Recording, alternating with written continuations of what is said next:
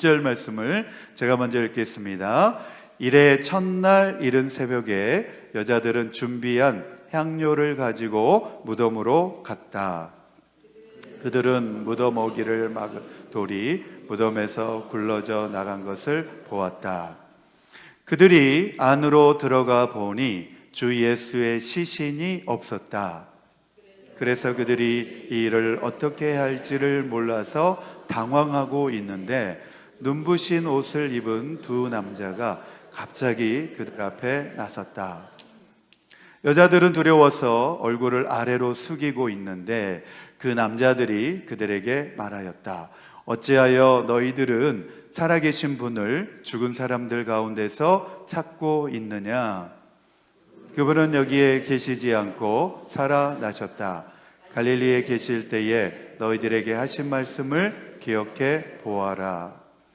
인자는 반드시 죄인의 손에 넘어가서 십자가에 처형되고 사흘째 되는 날에 살아나야 한다고 하셨다. 여자들은 예수의 말씀을 회상하였다.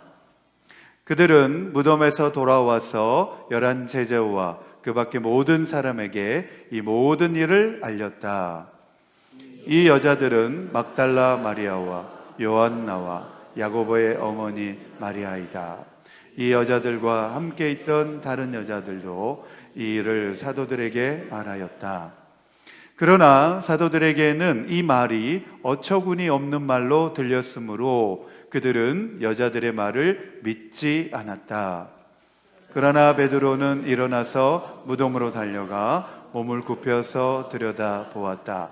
거기에는 시신을 감쌌던 삼배만 놓여 있었다. 그는 일어난 일을 이상히 여기면서 집으로 돌아갔다. 아멘, 아멘. 다 함께 따라해 보겠습니다. 이 말씀을 중심으로 해서 이른 새벽에, 네, 이른 새벽에 라고 하는 말씀으로 함께 말씀을 나누기를 원합니다. 네, 이럴 때 이제 피아노 반주도 해주시면 감사하겠습니다. 네, 우리가 믿음 생활을 한다고 하면서도 아무 생명력 없이 그리고 믿음의 능력을 상실한 채로 살아가는 우리 분들이 우리 주변에도 있습니다. 네, 주님의 그 부활의 능력을 경험하지 못하고 그냥 무미건조하게 신앙생활을 하는 분들이 있습니다. 어떤 목사님께서 우리 기독일보에 이런 칼럼을 올려놓으셔서 제가 잠깐 소개해 드리기 원합니다. 믿음은 하나님의 생명력으로 사는 것이다, 이런 제목으로 칼럼을 올려놓았습니다. 저도 이 칼럼을 읽으면서 너무나 공감이 되었습니다. 믿음은 하나님의 생명력으로 산다는 것입니다. 사랑하는 성도 여러분, 우리 스스로 힘으로 옳다고 생각하는 것을 행하는 것, 그것이 나쁜 것입니까? 그렇지 않습니다. 하지만 우리가 이미 경험하여 알고 있듯이 우리 스스로 옳은 것을 알고 행하려 하지만 자주 실패합니다. 설령 옳은 것을 행하였다 하더라도 나처럼 옳은 것을 행치 못하는 사람들을 정죄하고 비난합니다. 이게 바로 예수님께서 그토록 싫어하셨던 당시의 바리새인들과 서기관들, 즉 율법학자들의 행태입니다. 그들은 율법을 지키려고 무척 애를 씁니다. 거의 완벽하게 지키려고 합니다. 그러나 그렇게 살지 못하는 수많은 사람들을 죄인으로 낙인 찍고 스스로 의롭다고 생각하는 사람들이었습니다. 이렇게 스스로 힘으로 의로운 삶을 살려는 사람들의 문제는 무엇입니까? 자기 자랑과 교만입니다. 그것 때문에 관계가 깨집니다. 화목하지 못합니다. 이 내용에 저는 너무나 많이 공감이 되었습니다. 그리고 계속해서 목사님은 이어서 이야기를 합니다. 왜 우리가 그렇게 연약한가? 스스로 힘만으로 선하게 살려고 노력하기 때문입니다. 하나님을 붙잡으십시오. 하나님께 붙어 있으십시오. 하나님의 생명의 능력이 여러분을 통하여 나타나도록 하십시오. 그것이 바로 믿음입니다. 믿음은 하나님의 생명력으로 사는 것입니다. 아멘, 아멘. 여러분, 지금도 바리새인들과 율법학자들과 같은 그러한 모습으로 살아가고 있지는 않습니까? 우리는 부활의 능력으로, 하나님이 공급하여 주시는 그 생명의 능력으로 살아가야 되는 줄로 믿습니다. 예수 부활의 능력을 체험했다고 한다면 우리는 생명력 있게 믿음 생활을 해 나가야 되는 것입니다. 오늘 말씀 우리 생각하면서 다시 한번 우리 결단하는 마음으로 기도하기 원합니다. 우리 한 1, 2분 정도 우리 소리 내어서, 주님, 내가 정말 하나님의 생명력으로 살아가는 믿음의 신앙이 되게 하여 주옵소서. 우리 다 함께 주여 한번 부르시고 통성으로 기도합니다. 시작. 주여. 아버지 하나님 감사합니다. 부활하신 그 주님의 부활의 소망과 능력을 가지고, 우리 그 믿음을 가지고 우리 생명력 있게 믿음 생활에 가기를 원합니다. 예수님께서 그토록 싫어하셨던 바리새인들과 서기관들, 율법학자들의 모습처럼 나의 의로움을 내세우면서 다른 사람을 정죄하면서 아버지 살아가는 것이 아니라, 나의 의로움을 내세우면서 자기의 의에 빠져 사는 것이 아니라, 아버지 하나님, 우리는 주님의 그 부활의 능력을 경험하고 체험한 부활신앙인으로 살아가기 원합니다. 우리 스스로 힘으로 의로운 삶을 살아가려고 했던 그 사람들의 문제는 자기 자랑과 교만이었습니다. 내가 바로 그 속에 빠져 살고 있지는 않았습니까? 아버지 하나님, 이러한 것들이 성도 간의 관계를 깨트리고 아버지 교회를 화목하지 못하게 만드는 아버지 길이었습니다. 아버지, 자기 자랑과 교만을 내어버리게 하여 주시옵소서. 나만 옳고 나만 의롭다라고 생각한 자기 교만을 깨트리게 하여 주시옵소서. 아버지 하나님, 다시 한번 우리는 주님의 부활하신 그 부활의 아침에 아버지 그 부활의 소망을 가지고 다시 우리는 새로워지기를 원하고 생명력 있는 그러한 신앙생활을 해나가기를 원합니다.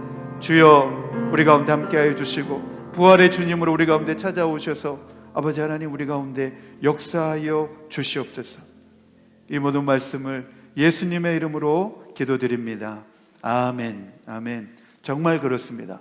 신앙생활을 오래 했다고 하면서도 자기 의에 빠져가지고, 자기 의로움 가운데 빠져가지고 자기 교만과 그 가운데서 다른 사람을 정죄하며 사는 사람들이 신앙생활 한다고 하면서도 얼마나 많은지 모릅니다. 우리는 주님의 그 부활 가운데서, 그 주님의 하나님의 그 생명의 능력 가운데서 살아가야 되는 줄로 믿습니다.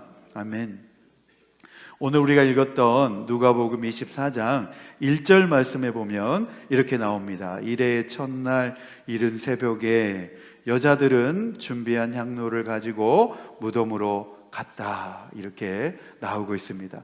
예수님의 빈 무덤을 누가 가장 먼저 그것을 알게 되었을까요?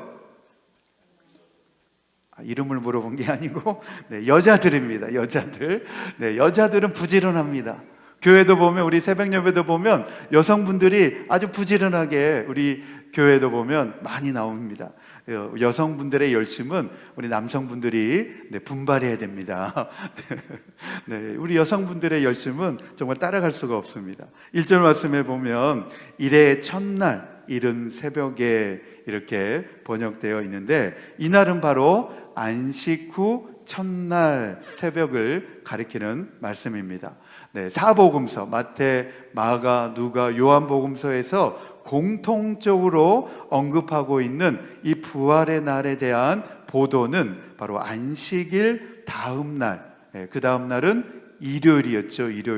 일요일이었다, 그렇게 말하고 있습니다. 이날은 기독교 역사상 가장 중요한 의미를 가지게 되었습니다. 왜냐하면 이 날로부터 기독교인들은 유대인의 안식일의 예배의 전통을 깨트리고 예수님께서 부활하신 날, 그날, 바로 그 일요일을 중심으로 해서 예배를 드렸기 때문입니다. 이것이 바로 오늘날 기독교 교회가 공통적으로 지키고 있는 주일입니다. 주님의 날, The Lord's Day라고 하는 주님의 날입니다.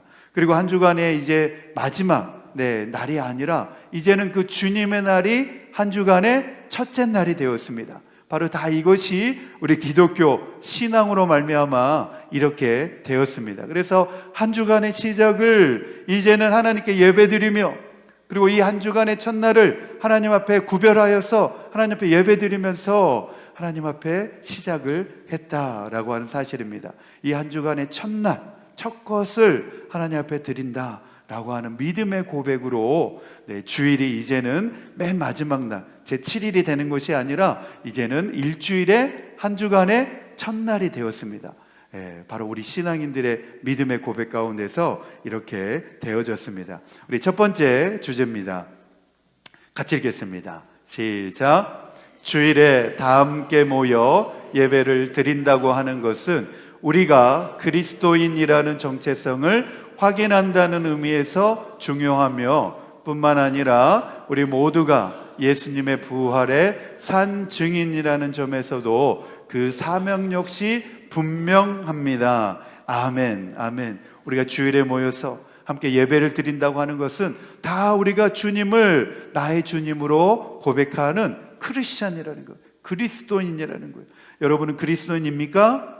아멘. 그러니까 이 자리에 오셨겠죠, 그렇죠? 우리 주님을 믿는, 우리 주님을 따르는 우린 제자이기 때문에 주일에 우리 다 교회 나와서 우리 모여서 예배를 드리게 되는 것이고, 또 이날에 모여서 나는 토요일, 나는 수요일에 할래, 나는 금요일에 할래. 우리 각자가 자기 원하는 날을 선택하는 것이 아니라 주님의 날에 모여서 다 같이 이렇게 공동체의 예배로 예배 드린다고 하는 것은 우리가 다 같이, 나뿐만 아니라 우리 주변에 있는 우리의 신앙 공동체가 다 예수님의 부활의 산 증인이라고 하는 이 사실을 다 우리가 확인하는 것입니다. 그리고 다시 우리는 세상으로 나가서 우리가 부활의 증인된 삶을 살아가자라고 서로 독려하고 서로 권면하는 그러한 예배가 바로 주일에 드려지는 바로 이 예배인 것입니다. 안식 후 첫날 이른 새벽에 고요함을 깨트린 장본인들은 다름 아닌 여인들이었습니다. 그 여인들의 이름이 이제 10절 말씀에 나오죠. 10절 말씀에 보면 이 여자들은 막달라 마리아와 요한나와 야고보의 어머니인 마리아이다. 이 여자들과 함께 있던 다른 여자들도 이 일을 사도들에게 말하였다 그랬습니다. 너무나 중요한 내용이 이제 나오고 있는데, 성경은 여성들의 역할과 또 활약상에 대해서 대단히 비중 있게 다루고 있고 중요하게 언급을 하고 있습니다. 사복음서 모두 예수님의 빈 무덤이 여인들에 의해서, 여자들에 의해서 발견되었다라고 말하고 있습니다. 남자들은 뭐 했습니까? 그렇죠? 남자들은 분발을 해야 됩니다. 이러한 내용이 그 당시의 문화와 또 사회적인 배경에서 이해를 한다면 이 사실이 왜 중요한지를 우리는 쉽게 이해할 수가 있습니다. 1세기 팔레스틴 그 지역만 해도, 지금도 뭐 그 지역은 아주 가부장적인 남성 우위의 그런 문화권 속의 영향력 가운데 있는데, 그 시대는 더했습니다.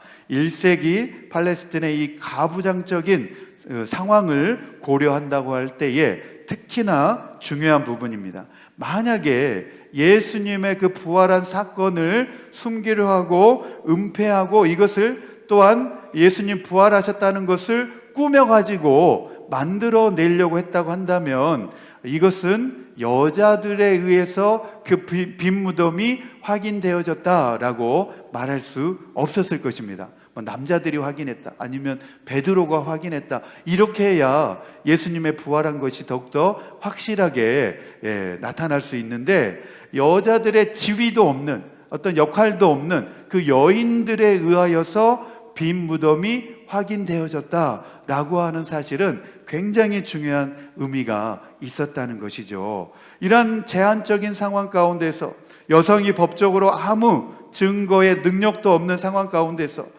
1세기 유대 사회에서 여성들의 증언이 아무런 효력도 발휘할 수 없는 그러한 상황 속에서 여자들에 의하여서 예수님 부활이 목격되어졌다라고 하는 사실은 아주 중요한 가치가 발생되어지고 있다라고 하는 사실입니다. 오늘날 여성들의 지위와 권리가 이렇게 향상되고 개선되어진 것도 바로 기독교 신앙의 영향 때문입니다. 성경은 항상 남녀 평등을 말하고 있고 여성들의 지위를 동등하게 말하고 있습니다. 불과 2000년이 되기 전까지만 해도 우리 한국 사회도 그랬습니다. 여성들의 지위가 오늘날처럼 이렇게 높게 인정되고 평가받지는 못했습니다. 이렇게 과거 역사와 문화 속에서 여성들은 항상 차별과 억압의 상징처럼 존재해 왔지만 기독교 신앙이 보편화되면서 어느 국가와 민족과 사회 가운데에서도 남녀 평등의 이런 보편적 가치가 중요하게 주장되어져 왔고, 그리고 사회를 변혁시켜 왔다라고 하는 사실입니다. 오늘날은 이제 여성의 지위가 많이 향상이 되었죠. 네, 가정에서 우리 여성분들이시여, 우리 남편분들의 자존심을 많이 존중해 주시기를 바랍니다.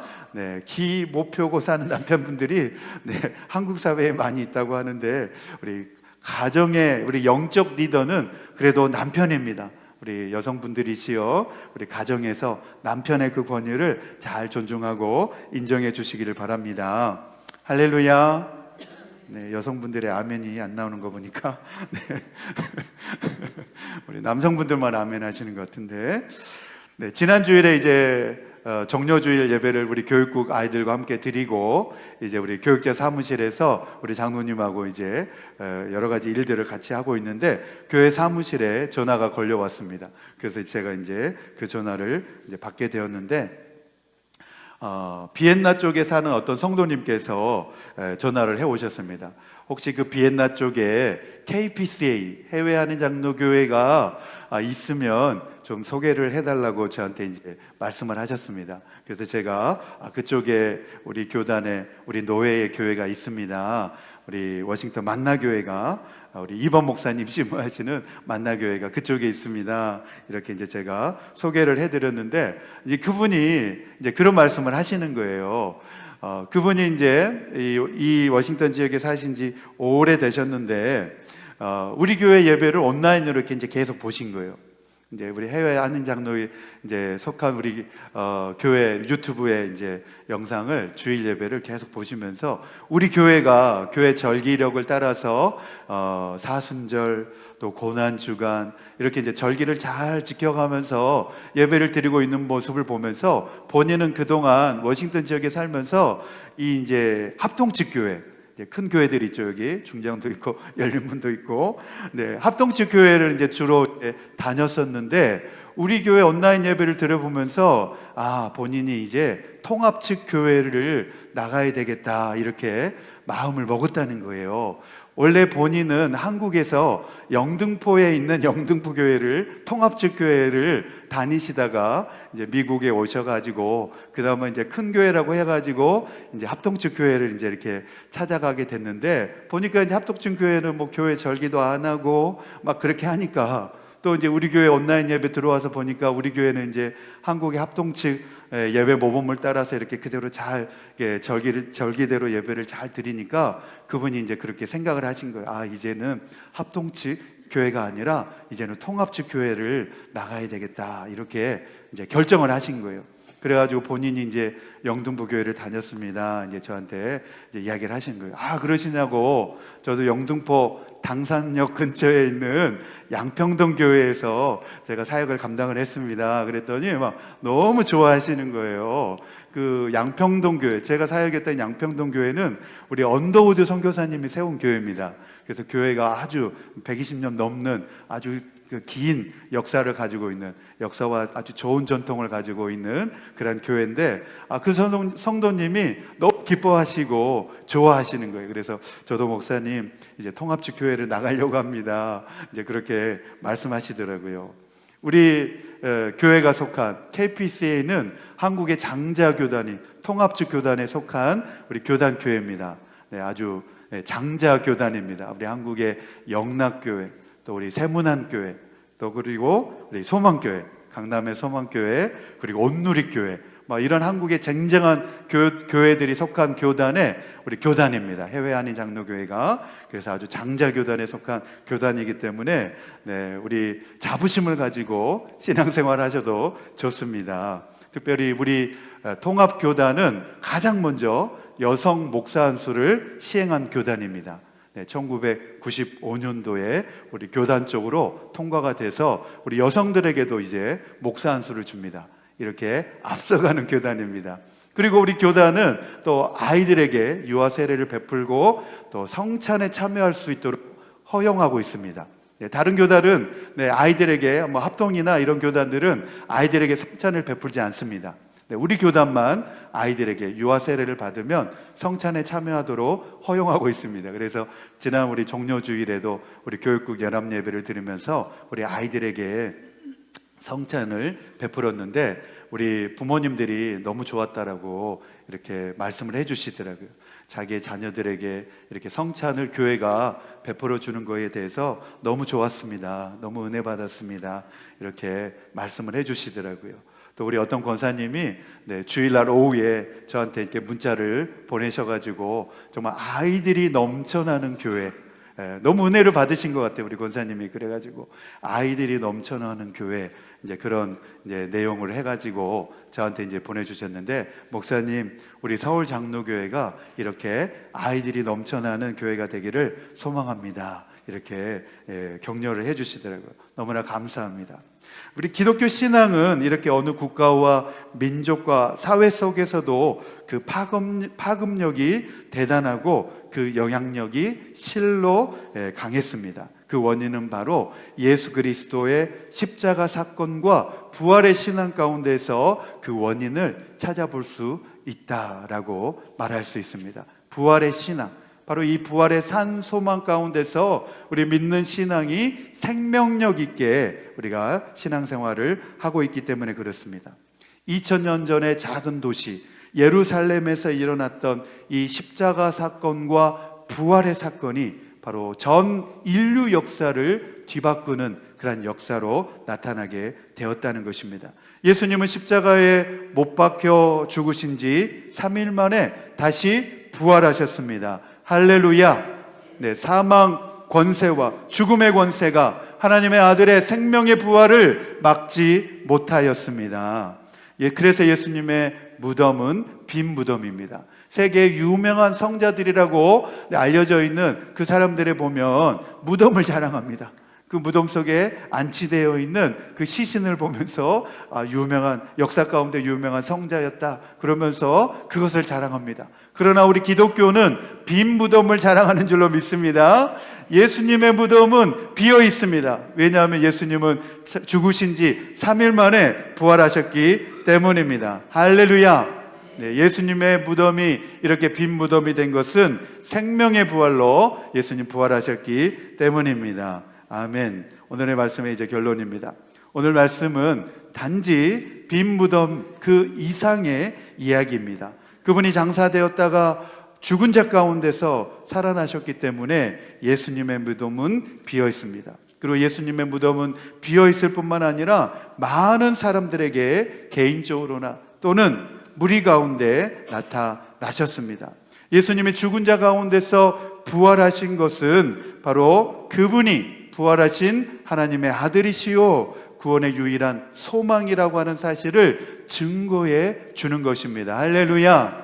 아멘. 아멘. 그래서 예수 부활은 바로 예수님께서 죄를 용서하시는 하나님이시고 그분은 죄와 사망을 이기시고 부활하신 분이라고 하는 사실을 증거해 주는 것입니다. 그리고 그분을 따르는 신자들도 바로 주님이 부활하신 것과 같이 장차 부활할 것이라고 하는 부활 소망을 주는 것입니다. 아멘.